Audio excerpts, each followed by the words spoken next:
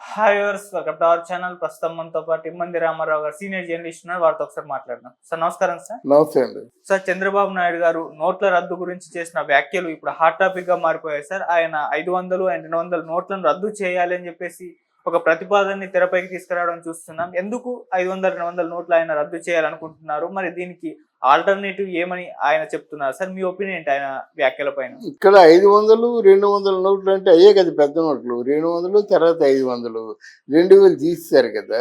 అవును. అందువల్ల 5 తీసినట్టయితే ఈ నోట్లు 500 కట్టలును 200 కట్టలు కుప్పలు తెప్పలుగా వాళ్ళ నెలలో ఉంటాయి.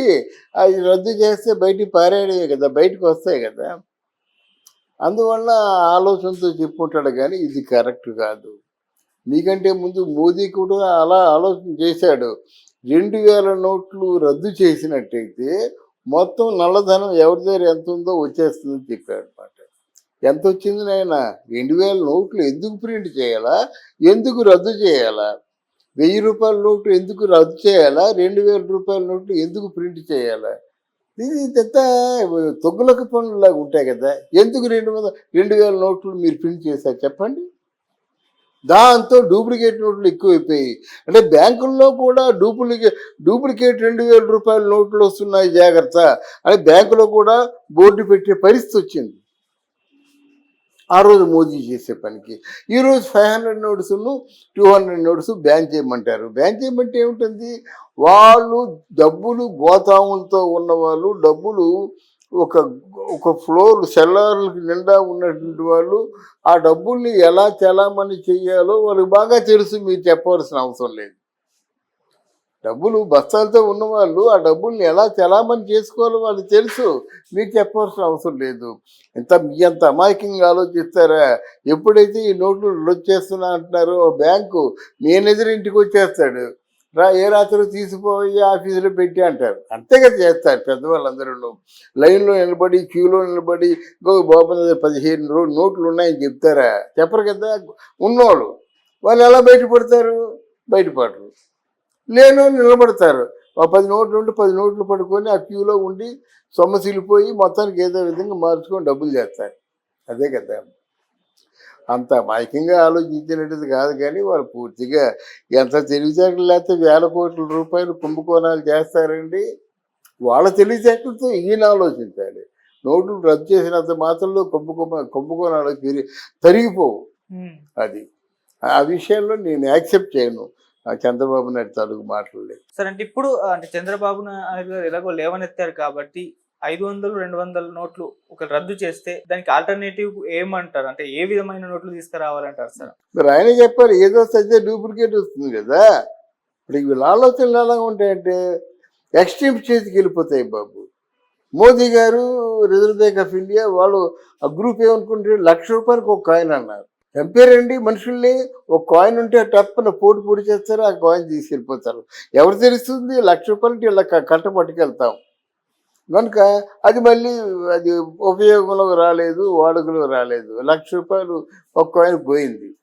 అలాగే ఈరోజు ఇప్పుడు ఇంతకంటే తక్కువ 500 రూపాయలు నువ్వు భోజనానికి వెళ్ళి వస్తే సరిపోతుంది. ఇంతకంటే తక్కువ పట్టుకెళ్తావు నువ్వు.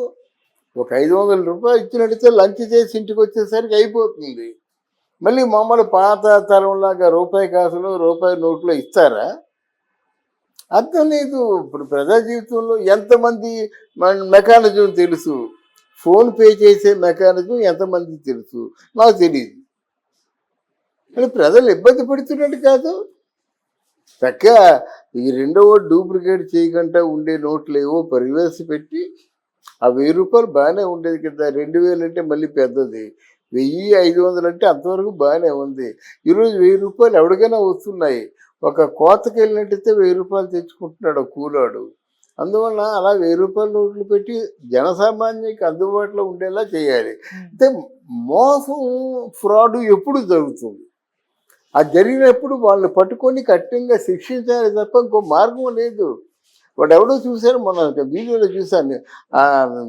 వాడు మిషన్ పెట్టుకొని ఎలా అంటే 500గా వందలు తయారు చేస్తున్నాడు అన్నమాట. చూపిస్తున్నాడు, ఇగో ఈ విధంగా తయారు చేస్తున్నానని. ఆ రోజు ఎంత కావాలో 5 లక్షలు కావాలనుకోండి, 5 లక్షలకి 5 రెళ్ళు అంటే 1000 కాగితాలు తీసేస్తే అయిపోతుంది అన్నమాట. అలాగా అంటే 5 లక్షలు కావాలంటే లక్ష ఎంత కావాలో ఆ కాగితాలు లెక్కేసుకొని తీసుకోవడమే కదా, అంతకంటే ఏముంది, కట్టలు కట్టేస్తే ఇచ్చేస్తాడు. కొత్తగా బండిల్స్ ఉంటాయి. అంటే శతకోటి దరిద్రాలకి అనంత కోటి ఉపాయాలు ఎప్పుడు ఎవరి దగ్గరైనా ఉంటాయి. అది పట్టుపడకుండానే ప్లాన్ చేసుకోవాలి. ప్లాన్ చేయకపోయినట్టయితే మనమే దెబ్బతింటాం. సార్ ఇప్పుడు చంద్రబాబు నాయుడు గారు అనుకున్న ఈ ఆలోచనని ఎలాగో కేంద్రంలో మోదీ గారు చంద్రబాబు గారి సహకారంతోనే గవర్నమెంట్ ఫామ్ చేశారు కాబట్టి ఆయనకు చెప్పే అవకాశం ఏమైనా ఉందంటారా సార్? చెప్పామంటే ప్రజామోదయోగ్యమైన పనులు చెప్పాలి కదండి. జనం వాళ్ళు దాన్ని పూర్తిగా వాళ్ళకి ఆమోదం తెలియపోయినట్టయితే, తెలపకపోయినట్టయితే జనానికి ఏం కావాలి? వాళ్ళు దీంతో ఇబ్బందులు పడకుండా సజావుగా సాగిపోవాలి వాళ్ళ జీవితం. ఇబ్బందులు పడేలాగా జనకి ఏం కావాలండి? మీ కూటమి, మీ రాజకీయాలు, మీ ఎత్తుగల్లో మాకు అవసరమా? నువ్వు డబ్బులు ఇస్తున్నావు, బయట మార్చుకుంటే మారిపోవాలి, నా తగిన చిల్లర ఇవ్వాలి. 500 తీసుకున్నా, 1000 రూపాయలు తీసుకున్నా వెంటనే మారిపోవాలి. మిగతా చిల్లర నాకు ఇచ్చేయాలి అంతే. అంతకంటే ఇంకా మిగతా అవసరాలు వారికి ఏముంటాయి జనాలకి? అది ఉండాలి. అంటే ఇప్పుడు మా చీటికి మాటికి అన్నిటికీ 100 రూపాయలకి, 50 రూపాయలకి, అరటిపల్లికి, చింతపండుకి, ఉప్పికి అన్నిటికీ ఫోన్ పే చేసుకోమంటే నిజంగా ఆ టెక్నాలజీ తెలియని వాళ్ళు ఏం చేస్తారు? అది ఆలోచించాలి. వాళ్ళు కూడా ఇప్పుడు గురించి కూడా ఆలోచించాలి కదా. టెక్నాలజీ రాదండి. చాలా మంది పల్లెటూళ్ళలో చదువుకున్న వాళ్ళు లేరు, చదువుకున్న వాళ్ళు ఉన్నా ఈ టెక్నాలజీ తెలియదు. వాళ్ళకి మీరేం చేస్తారు? వాళ్ళకి మీకు ఓట్లు వేశారుగా, వాళ్ళు మీ తాలూకు ప్రజామోదయోగ్యమైన పరిపాలన కావాలనుకుంటున్నారు కదా, వాళ్ళకి మీరు ఏం చేస్తారు అన్నదే నా ప్రశ్న. Okay sir, thank you so much. Thank you అమ్మా, థ్యాంక్ యూ.